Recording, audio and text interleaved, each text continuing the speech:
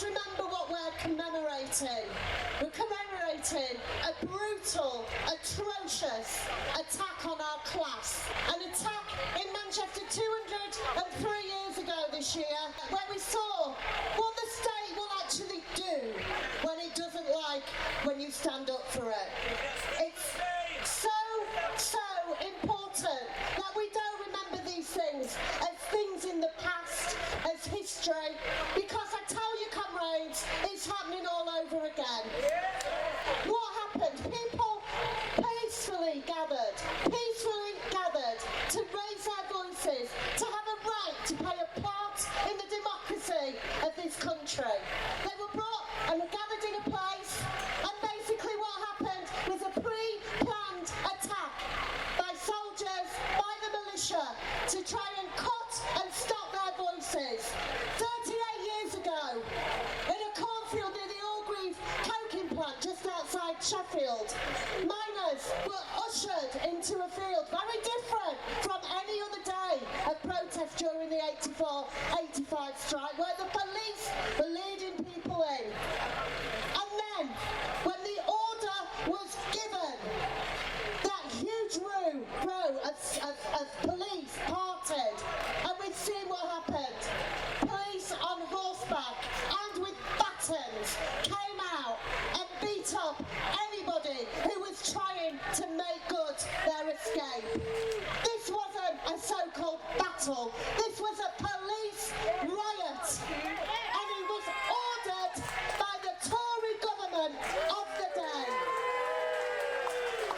Now, just like Peterloo, all they were doing, those miners and supporters there, were standing up for their right to fight for jobs. The 60,000 people who marched here today on the 16th of August 1819 and those who died. Today, thanks to them and those who continue to struggle, the franchise has been extended. Now all other 18 can vote. It should be 16.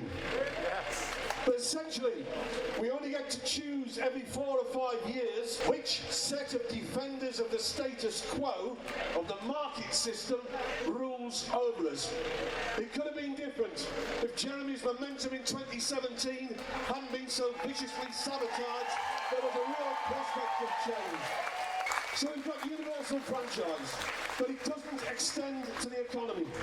The ownership of industry, of commerce and of finance is in the hands of a tiny percentage of the population, even less than the 3% that had the vote in 1819. Through the 19th and 20th centuries we gained wider voting rights, tolerated by the powers that be, as long as we didn't challenge their ownership of the economy. And if you do challenge that ownership, the primacy of the profit system, you get the sustained character assassination that Jeremy has suffered. What a beautiful city this is. It is steeped in the history of resistance of our class, and we meet here today 203 years after those brave and peaceful protesters marched for democracy, where 18 people lost their lives, including one unborn child in a mother's womb. They were at the hands of a brutal landed gentry. 203 years on, we are facing very similar conditions as a class as those brave and peaceful sisters and brothers were. They were demanding system change, not 20 or 30 quid off your electricity bills, but system change. And that is exactly what we want today. We don't want tinkering around the edges, but fundamental change to our system. The conditions that we face as a class at this point in time are not some accident of the system or some failure of the economic system, but are fundamentally inherent in the capitalist economic system. Our lives are not important as the planet burns and people endure the daily violence of the poverty that they live. The Tories have been planning some of the most restrictive pieces of legislation that Chris mentioned to restrict our civil liberties, not content anti-trade union laws of the Thatcher period, not content with the Trade Union Act of 2016, but now we have the Public Order Bill, we have the Police Crime Court and Sentencing Bill, the legislation to permit agency work, scab labour and industrial disputes. So why are they planning this? Why are they planning this? Because they know that we are ready, we are getting organised, and we are about to fight back against the system. This year, less people will vote for a Prime Minister than voted in 1819 when people were slaughtered just for having the idea that they had a right to say something about the future of their lives. That's what Peterloo is all about. And I know there's a lot of people walking past thinking, what are those people doing over there? What are they all gathering for? Well, we're gathering because we have a right as a working class people to have political representation. That we have the right. That we have the right to live with decency and respect. And we have a right to call out when we see it fascist policies like the deportation of refugees to Rwanda. And he walks like a Nazi and he speaks like a Nazi and he deports decent human beings looking for safety and sanctuary. It's Nazi. That's what the Rwanda policy is. We have a human right to strike, and if this Tory party introduces legislation that stops us from being able to exercise it, then as a Labour movement, and if the Labour Party considers itself as a Labour movement part, then it must join us and we must have a general strike. And I know we've had a lot of militant speakers, but obviously as a moderate, we have some moderate demands too.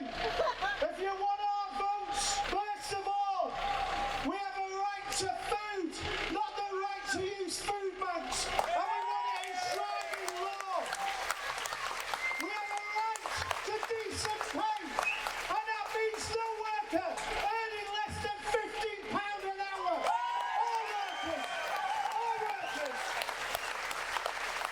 And no matter what your age, if you do the same job, you're entitled to the same pay. Let's abolish youth minimum wages. And when you go to work, you're entitled to a contract of employment. Let's abolish 0 hours contracts too.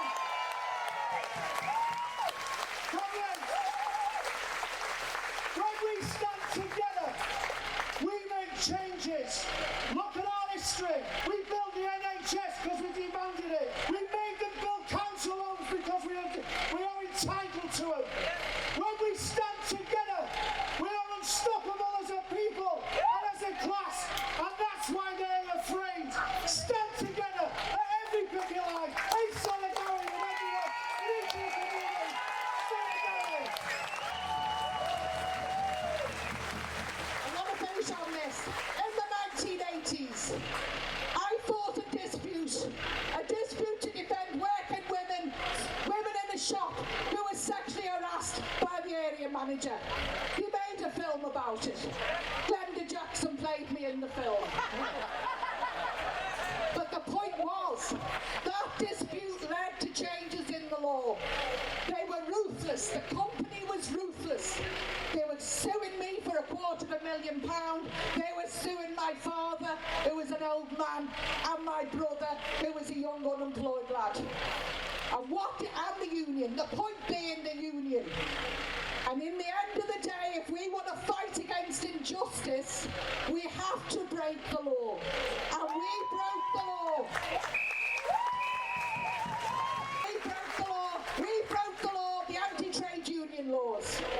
And we have to say, every time we take a step forward and we try to defend people against injustice, if you have to face the consequences, you face the consequences. I never worked again. It victory for me, but it was a victory for working class women up and down the country. BCS band, strike up the chant. Julian Assange! Free Julian Assange! Free Julian Assange! Free Julian Assange! Free Julian Assange! He's indefinitely detained. The torture and inhumanity that is being inflicted on Julian reveals that the government in this country is afraid of the truth, and it is afraid of democratic movements. Like the massacre that took place here 203 years ago, those in charge hope that their repression will be forgotten. That will never happen. Every generation has to fight to live in a true democracy, fight against the forces of repression that are fearful of our rights and our ability to express our rights. My husband is this era's most significant pro-democracy activist. He made it his life's work to expose corruption and crimes committed by banks, by large corporations, and by governments alike. Julian faces a prison sentence of 175 years in the United States because he did what true journalists are meant to do, to defend democracy by publishing the truth. And it is our job as the front line of the pro-democracy movement in this country to defend him from the ferocious, authoritarian backlash that has been inflicted on him, and which demeans the democracy that those who came before us fought so hard to attain. At the core of Julian's work through WikiLeaks is the right to publish the truth, especially when it embarrasses those in power, for that is the essential ingredient in a true democracy. Julian is a political prisoner because he published evidence of war crimes and of tens of thousands of civilian killings in wars in Iraq and Afghanistan. And ever since he published those things in 2010, he has been detained in one form or another in this country, and 3 years in Belmont. Wars that we were lied into, wars that we opposed, wars that we marched to stop in our millions, wars that lasted 20 years, wars that brought laws into this country to progressively erode our rights here. Wars which we funded against our will, with the money successive governments have used to enrich the merchants of war and diverted tax money away from us, away from the NHS, away from education and infrastructure. Decades of neglect that have led to taxpayers no longer being able to keep themselves warm in winter. Free Julian Assange! Free Julian Assange! Free Julian Assange!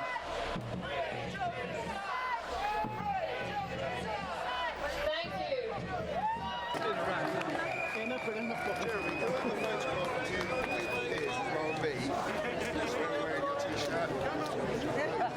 Don't be trying to have a quick one now. I think we're going to have to go. It's not Martin, Jeremy, this is Martin. Hi Martin. I'm a mate of Jamie Chan, Jan Williams as well. Yeah, no, I was Martin. It is magic. Yeah. I know when it's absolutely magic. Just get a photograph. He doesn't need us. Defy, do not comply. Resist, defy, do not comply.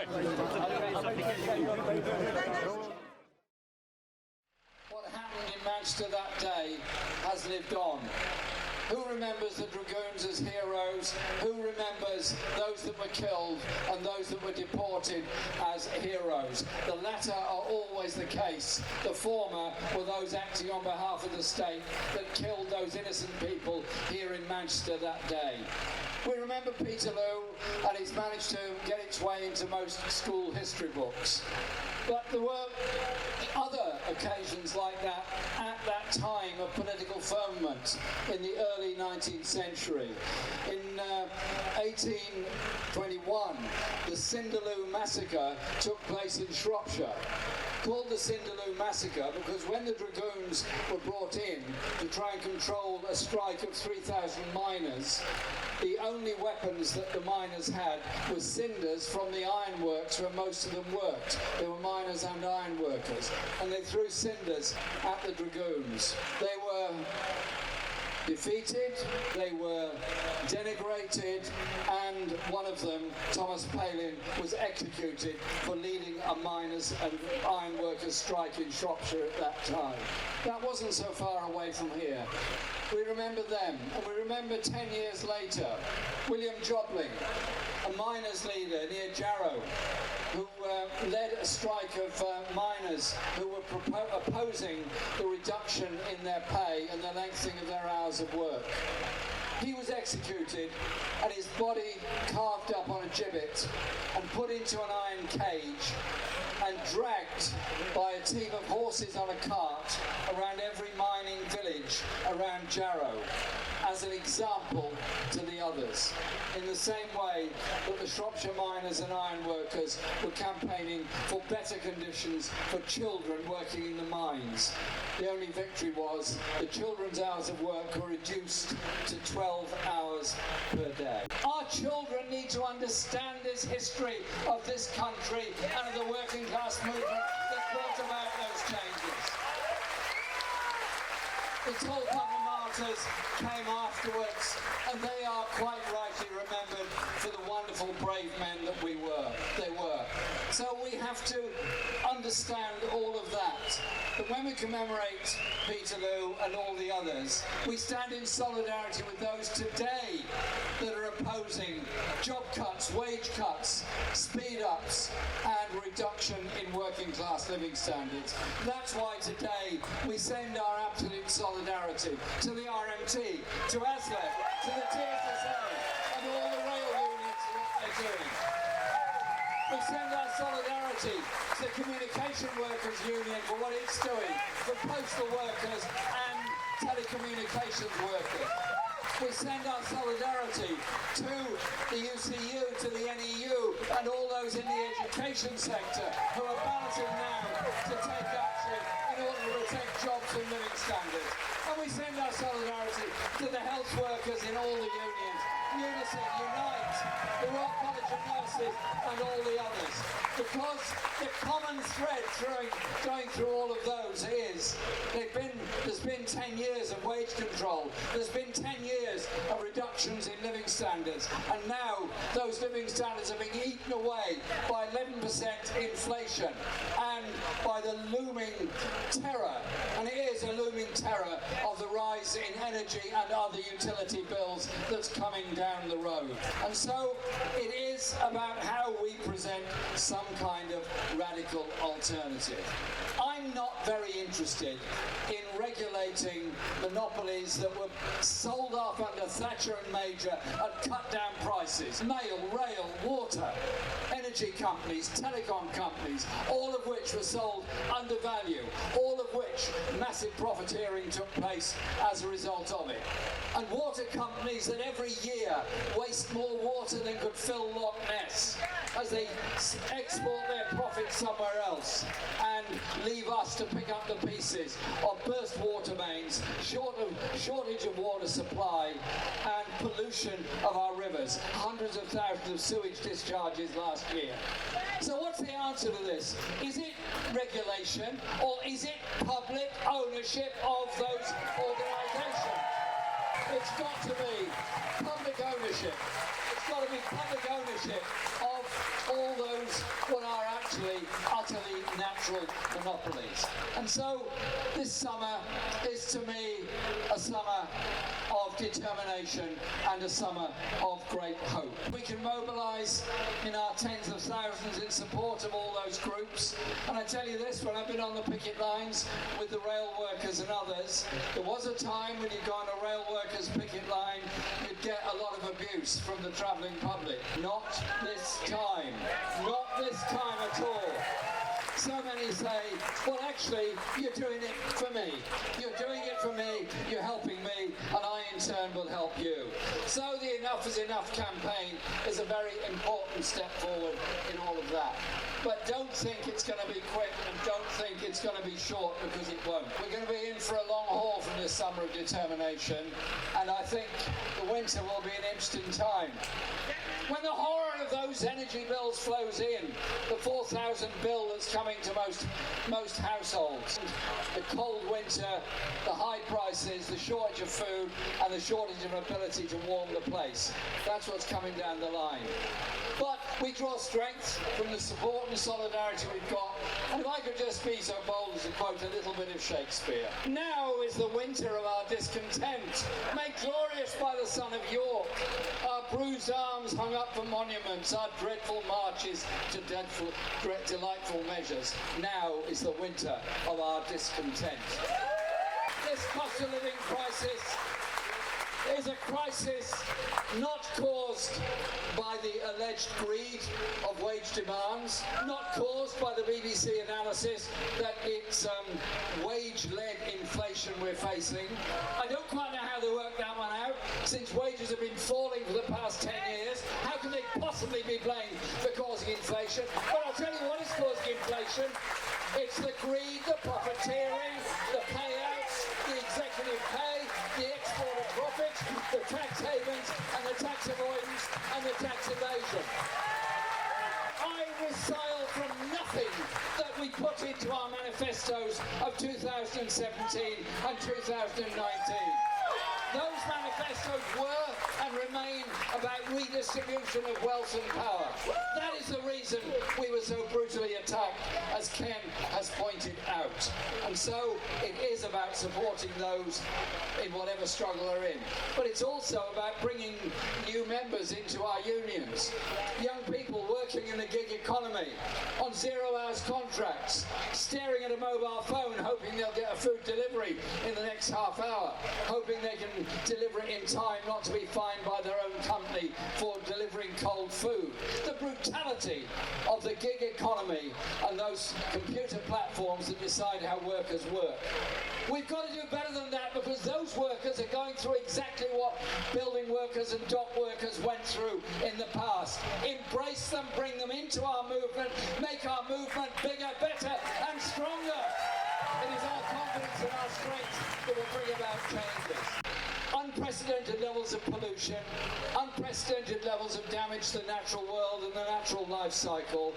And the answer, is it to hit working class living standards because people work in polluting industries?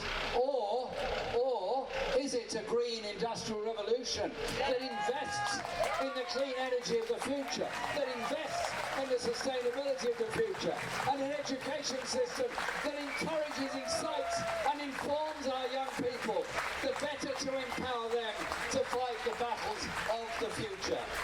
So we're here today to commemorate brave people who lost their lives. We're here to commemorate those that stood up for working class rights and living standards in the 19th, in the 20th and in this century, and in global solidarity and in opposition to racism in any form whatsoever. Those that do nothing in the face of great oppression around the world allow that repression and oppression to continue. Those that stand up and make a stance means that we win that battle, and in winning that battle we're emboldened to win so many more. Earlier Stella spoke about the bravery of Julian Assange. He is guilty, yes, of telling the truth.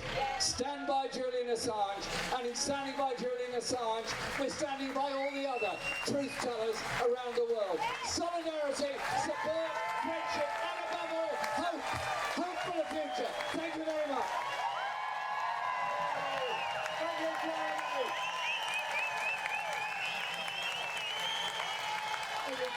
Well, hello everybody.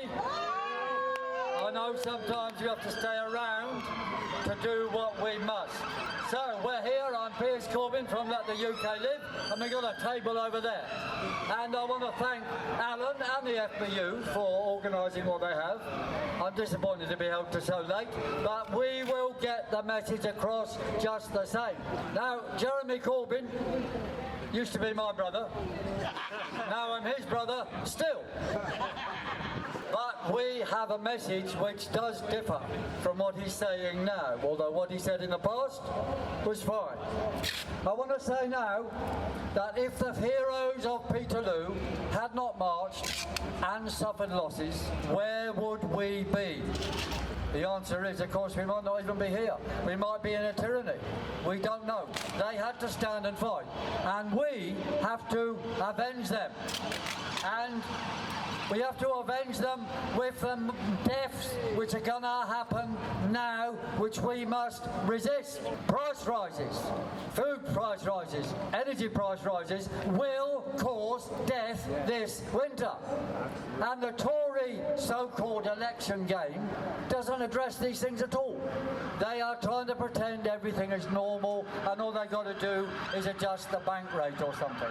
Any leadership contest now should address the key issues of our time. What they should be saying is, one, we must end all the restrictions which caused the problems in the first place.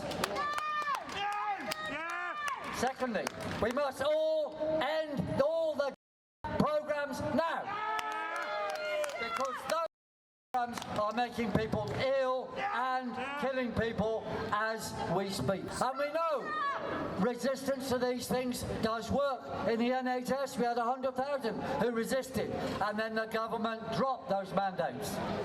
We have to carry on like that. But why did nobody earlier talk about this stuff? Not a single person has talked about the issues of our time.